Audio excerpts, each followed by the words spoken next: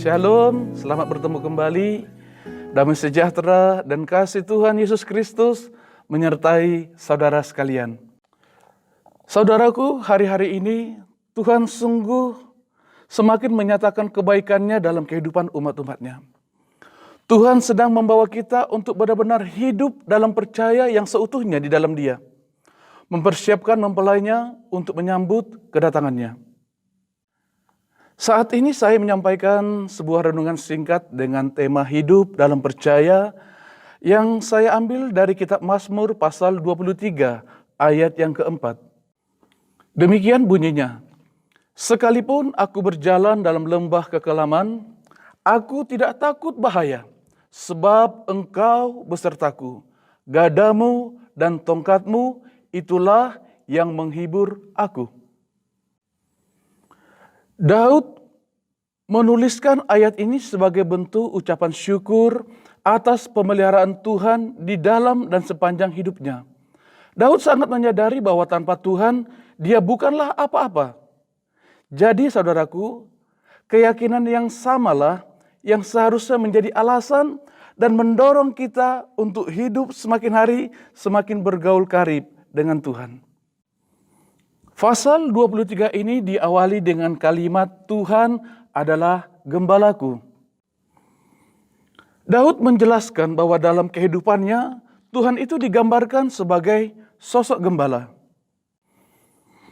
Seorang gembala itu tidak pernah jauh dari domba-dombanya. Gembala itu mengenal dombanya dengan baik. Demikian sebaliknya. Tugas dan fungsi seorang gembala itu sangatlah penting, saudara. Dia tidak saja mencukupi kebutuhan domba dengan memberi mereka makan, tetapi juga setiap saat berjaga-jaga, bahkan mempertaruhkan nyawanya demi menjaga kawanan dombanya dari ancaman musuh. Gembala selalu ada bersama dengan domba-dombanya.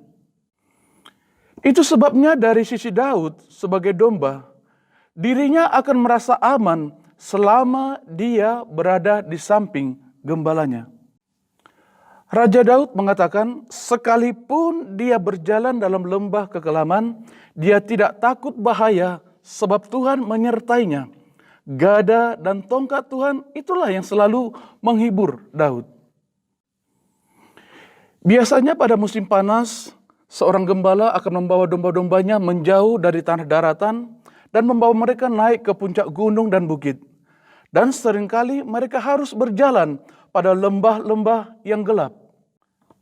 Saudara, domba itu memiliki jangkauan penglihatan yang cukup pendek.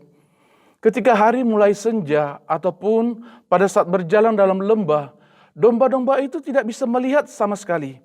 Sehingga kompas bagi domba dalam berjalan hanyalah suara para gembala.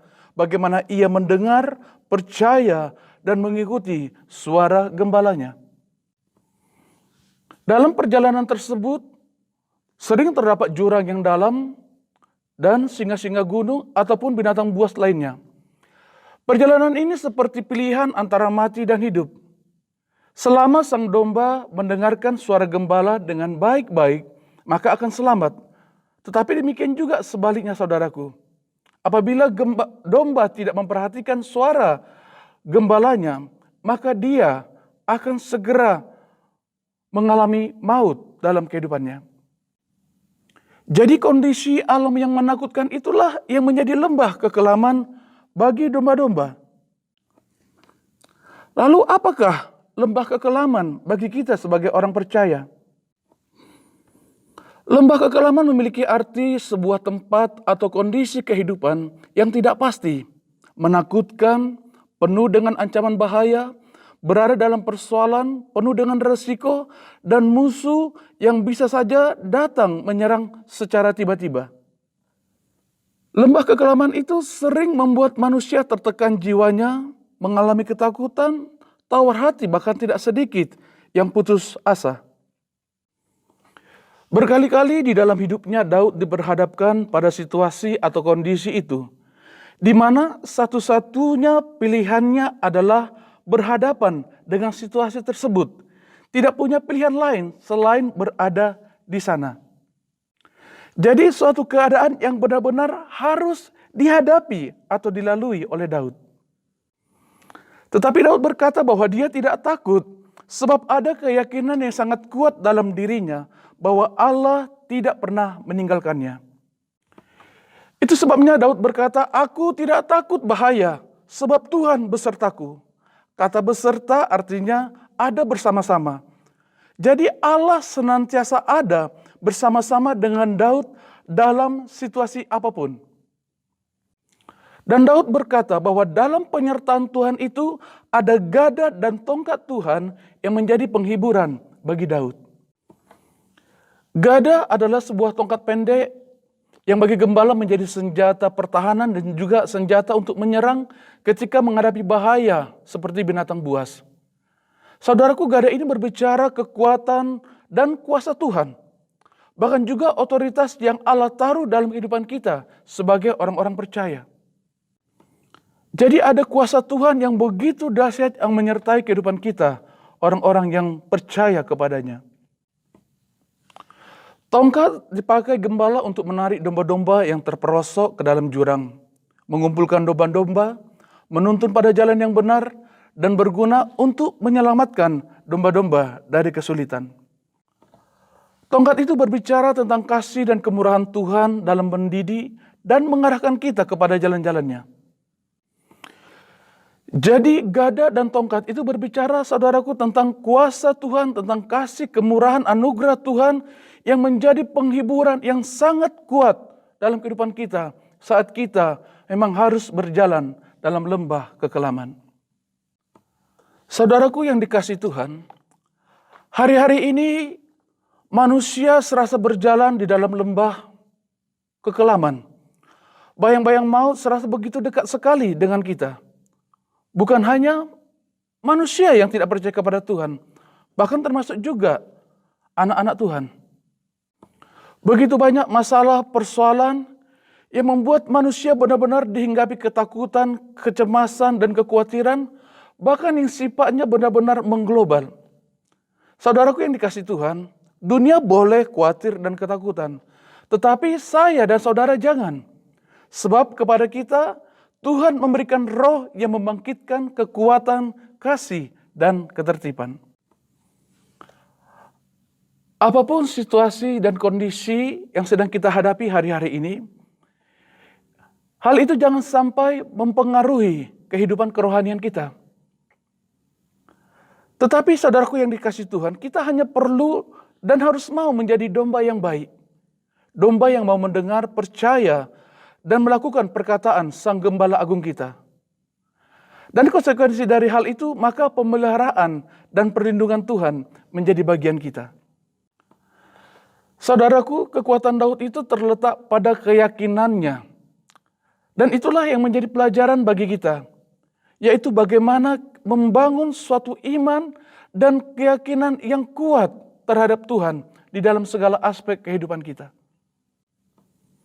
Membangun suatu keyakinan yang kuat itu bukan hanya sekedar supaya bagaimana kita keluar, lepas atau luput dari persoalan-persoalan yang sedang terjadi hari-hari ini.